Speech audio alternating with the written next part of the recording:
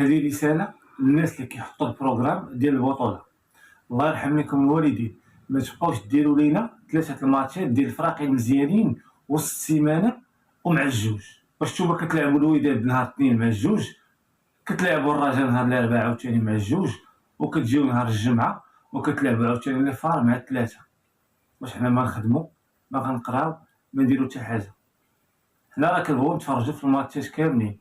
بقاو ديروا البروغرام الجمعه والسبت والحد، الله يرحم لكم الوالدين، وخذوا بعين الاعتبار الفروق اللي بعاد بحال بركان.